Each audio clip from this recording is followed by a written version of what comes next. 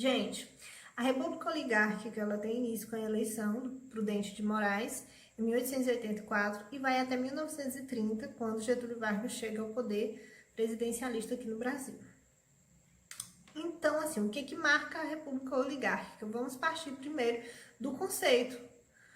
Oligarquia, na verdade, significa governo de poucos, porque durante esse período aqui no Brasil, a elite política que tinha o privilégio, todo o privilégio aqui na sociedade brasileira em relação às decisões políticas, independente da República. A República ela é proclamada, existe sim um poder republicano no Brasil, porém essa democracia não existe em todas as esferas, como a gente viu. A primeira Constituição deixa aí várias brechas, inclusive a mulher não vota ainda na primeira Constituição republicana, mas além de tudo isso, uma questão da marginalização política. Os brasileiros não participavam da política de fato.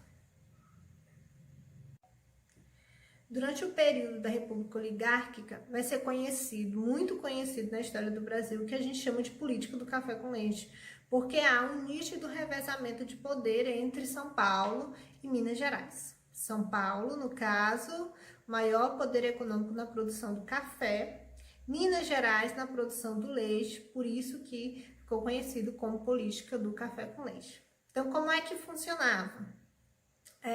Existia um acordo político entre esses dois estados, claro, não só entre esses dois estados, outros estados também que comungavam esse acordo político, em que em um ano eleitoral seria eleito um representante do estado de São Paulo, no ano eleitoral seguinte seria eleito um representante político de Minas Gerais, e assim foram sucessivas décadas no Brasil nessa política, que deixava à margens tanto pessoas quanto outros estados, que com o passar do tempo ficaram sem serem vistos pelo poder federal, não é?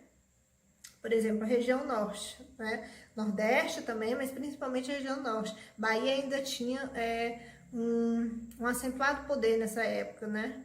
Mas que no caso aqui do Nordeste, só Bahia. Mas, por exemplo, a região norte, quase que total, começa a ser desprezada nesse período aí, politicamente falando. Então, assim, existe esse acordo, a política do café com leite, como a gente sabe, e a política do café com leite, ela se dá entre dois partidos. Partido Republicano Paulista, Partido Republicano Mineiro. Esse cenário político da política do café com leite traz inúmeras questões negativas no Brasil, nesse processo histórico da Primeira República, não só no âmbito da política, mas no âmbito social. Então, nós vamos ver aí a questão do coronelismo e a questão da política dos governadores. Então, o que era o coronelismo? Por que o personagem do coronel aí como um agente político de grande força? O coronelismo era essa política em que dependia desse poder que o coronel tinha na região. Então, o que acontecia? Existia um intercâmbio, existia uma dependência de poderes. O coronel não era exatamente a figura política em si, aquele que se candidatava. Não, era uma figura de extremo poder na região em que ele morava. Por quê? Porque ele era dono de fazendas, ele era um coronel. Então, dava emprego para as pessoas, gerava emprego, mas, sobretudo, ele manipulava as pessoas, porque em troca de favores, acabando com essa política de troca de favores, de doações de algumas coisas que as pessoas mais carentes precisavam, ele manipulava essas pessoas e o voto dessas pessoas. E era muito fácil, não é por quê? Porque o voto era aberto, como a gente viu. A primeira Constituição, ela traz aí uma Constituição em que existe o voto direto, mas o voto aberto. Então, o trabalhador, o cidadão brasileiro, ele sequer podia enganar, porque ele era ameaçado. Capangas dos coronéis acompanhavam esses cidadãos nas urnas eleitorais. Então, existia uma manipulação do voto muito grande, uma influência enorme aí por parte dos coronéis.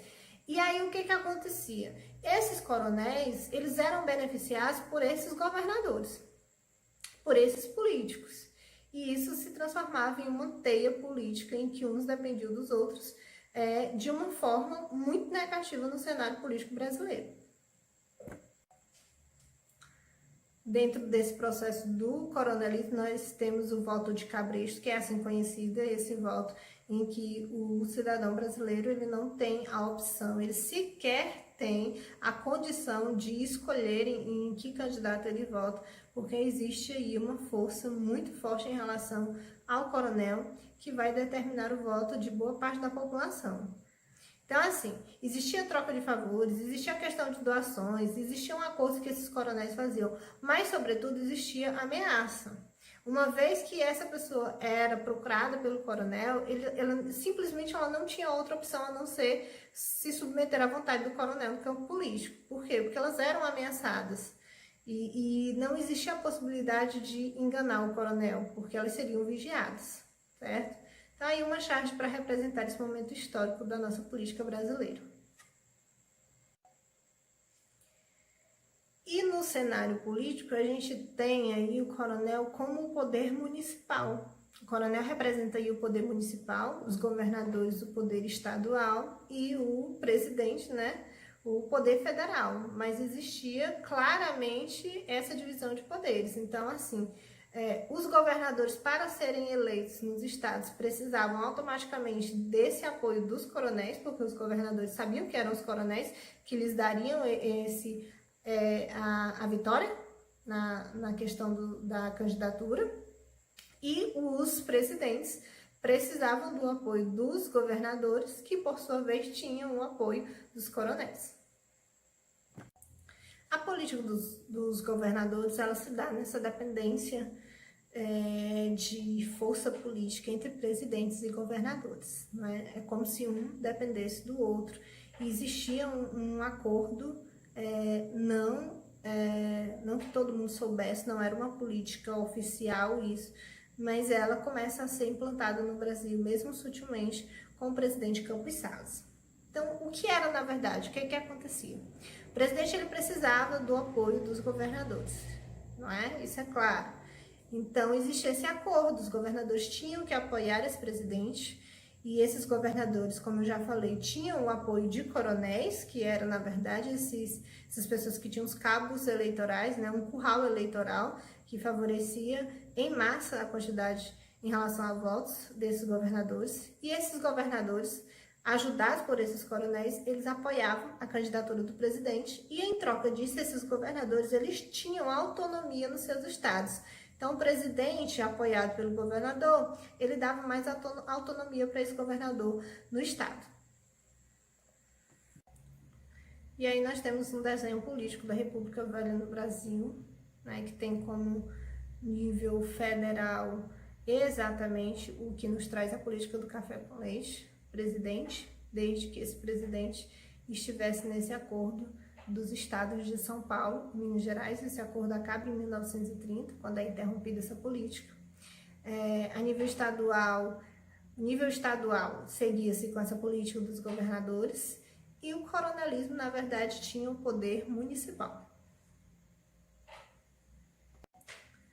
Os presidentes dessa fase da República Velha aqui no Brasil, sendo que os dois primeiros presidentes correspondem à fase da República da Espada. Certo? O último presidente dessa fase, o Washington Luiz, que vai de 1926 a 1930, depois termina-se esse acordo, quando, por meio da Revolução de 1930, o presidente Getúlio Vargas chega ao poder, né? Uma outra história.